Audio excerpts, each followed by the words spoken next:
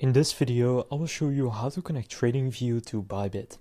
To do this, first just open up TradingView, and what you want to do is just go to Products, Screeners, then go to Crypto Coins, and just open up the chart of a crypto coin, for example Bitcoin. Then you want to click Full Chart so that you see this. Now from there you will see down here you have a little menu.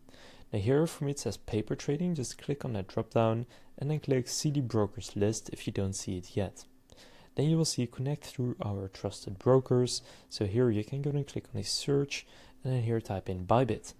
Then select Bybit from the list, then click on Connect.